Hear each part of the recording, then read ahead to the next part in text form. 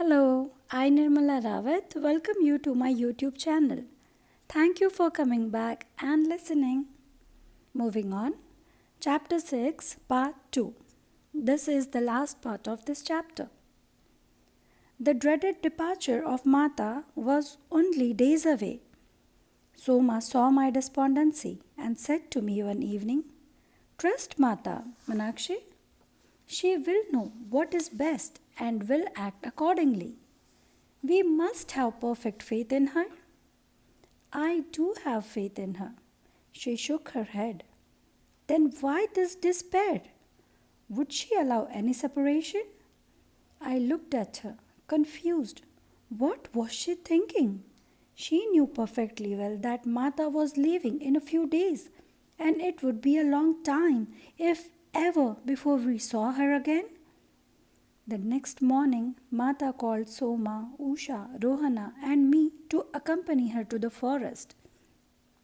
I knew it would be our last time alone with her.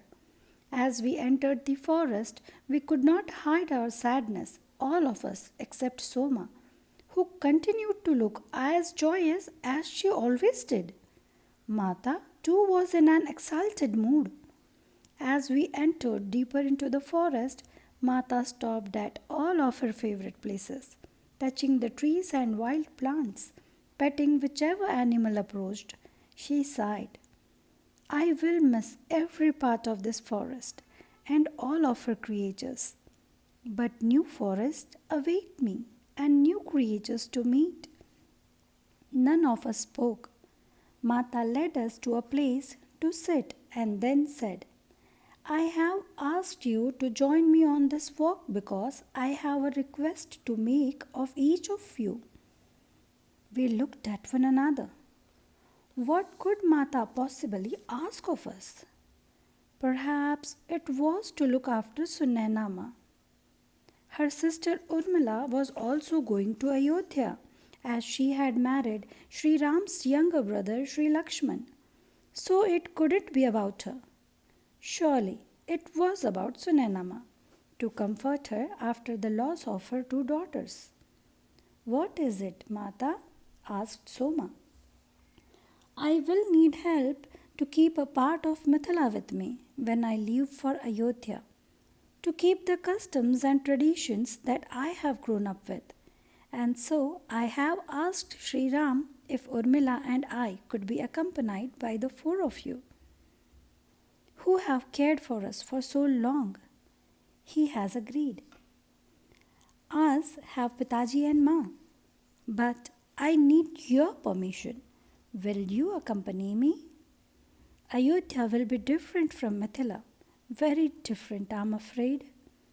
You will find yourself in a strange land, away from all you know and love. So think carefully before answering. It is not necessary for you to come. You can stay here and care for the family." Then turning to me, she said, "You have long cared for Ma. If you hesitate to leave her, please tell me." I was tongue-tied and so didn't respond. It was Soma who replied immediately in a firm voice, "Mata, where you are, I am. There is no question about staying." Mata smiled. Usha and Rohana also nodded in agreement. "We are honored that you have chosen us," replied Usha, who was very attached to Urmila. "And we will try to live up to your expectations of representing Mithila." At those words, I burst into tears. For several minutes, I couldn't speak. Finally, I replied, "Mata, I was so afraid you would leave me here that you would ask me, an old and unfortunate servant." I almost said cursed, but stopped, realizing that Usha and Rohana did not know about the curse. Mata placed her hand on mine and replied quietly, "Meenakshi, you are neither old nor unfortunate. You, more than anyone, represent the spirit of Mithila. You are of this land, of this earth, as I am." Then she turned to Rohana, who had tears in her eyes. She had a sister and nieces and nephews she would be leaving behind, perhaps never to see again. Are you sure, Rohana? Gazing at Mata, she nodded and replied in a steady voice, Mata, I will come. There is nothing more dear to me than serving you. Then it is settled. You must prepare yourself because we leave in 2 days. She rose and looked around the forest and said, This forest has been my world. I have grown up here, learning all I know. It has taught me everything, and I am so very grateful. Placing her hand on her heart, she slowly looked all around and whispered, I live with you, my love.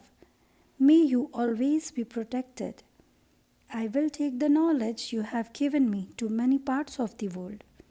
With those words, she turned to leave, and we followed back to the palace.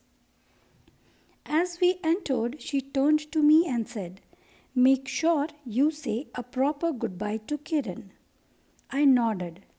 But as soon as I got back to my room, her words slipped from my mind. There was so much to do to get Mata ready. It was the morning we were leaving when her words returned to me, and so I hurried off to look for him. I found him tending to one of the horses whose foot had been injured. I stood a short distance away watching him as he tenderly cared for the animal, speaking to the horse all the while. He suddenly became aware of me and turned to face me. Meenakshi, is it time? Are you leaving already? I nodded, shifting from one foot to another. I didn't understand why I suddenly felt so uncomfortable. Perhaps it was because I had never been in a position to say goodbye to a friend, knowing that we might not meet again. He stared at me with sadness in his eyes. This place won't be the same without Mata, he said. I know how you must feel, I hurried to say. Mata is the life of the palace, but Janak Baba and Sunainama will still be here. And as Mata said, she will never leave Mithila. It will always be in her heart. I probably will not see you again, he said quietly. I don't know, Kiran, what the future holds, but do take good care of all the animals. I know you will. That will make Mata happy. With a slight wave of my hand, I hurried away, not sure why this brief exchange gave me such an uneasy feeling. I didn't have time to give this conversation much thought, as my mind was ruminating over all that I was leaving behind. I returned to my small room for one last goodbye. Memories of my father flooded my mind. My childhood with him, his severity with me, my lack of understanding. I was sad to leave behind the places I had known with him, and the other servants with whom I had grown up had become my family. I loved Mithila, everything about it. Then I thought that Mata must be experiencing the same. She would be leaving Sunainama and Janak Baba. As I was reflecting thus, I heard a voice. It was Soma standing at the door. You can never leave Mithila, Meenakshi. Mithila is in you, as it is in me, Mata, and all of us. Mithila will always be with us, wherever we are. Be assured of that. Is it time? I asked. She nodded. Everyone had gathered in the courtyard by the departure gate.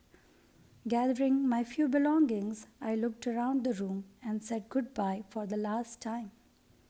Many of the goodbyes had already been said. Soma and I joined Rohana and Usha with the others who would be part of the retinue leaving for Ayodhya. Shri Ram was by his chariot with his brother. We waited now for only Rajkumaris Sita and Urmila to emerge with Janak Baba and Sunainama. Some time passed and we waited. Finally, they emerged. It was a tearful parting. Sunainama had the hardest time. She took off a bracelet from her wrist and put it around Rajkumari Urmila's wrist and said, "This bracelet will always protect you." Then she took off an amulet that she wore around her neck and placed it around Rajkumari Sita's neck, saying, "My mother gave this to me when I left home for married life. It was her most precious possession. Wherever you go, keep this with you," she said between tears. Janak Baba drew his daughters into his arms and silently embraced them, then gave them each a parting blessing. To Sita he said, "Remember always who you are and why you have come. You have gained what you need from Mithila. Now you must share it with the world." She nodded. "Pitaji," she uttered, but he placed his fingers on her lips. "No words. I know what is in your heart." Then he came to Shri Ram and stood silently before him. "I have grown to love Mithila," said Shri Ram with great affection, and also a touch of sadness. "I have learned much from you and would have been glad to spend all my days here." Janak Baba smiled and replied, "I have given you my knowledge, Ram. Use it for the benefit of the world." Then spontaneously he took the hands of Sita and Ram in his own hand and said, "You are now one. The love you will manifest will be the foundation for the future and will sustain this world for millennia to come. I have no doubt about that." Unexpectedly, he next came to us, the four servants who were accompanying Rajkumari, Sita, and Urmila. "Do you think I would let you leave without a blessing?" he asked as he drew us to him. "You also are my daughters. Take good care of Sita and Urmila, as you always have, and take good care of yourselves."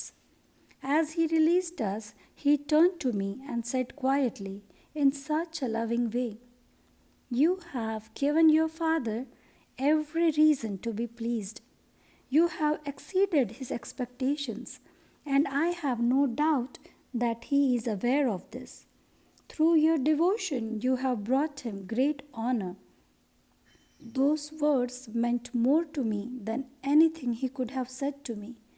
At that moment, I realized what it would mean to leave Janak Baba. He had been our protector, our sustainer, the one we turned to in every matter.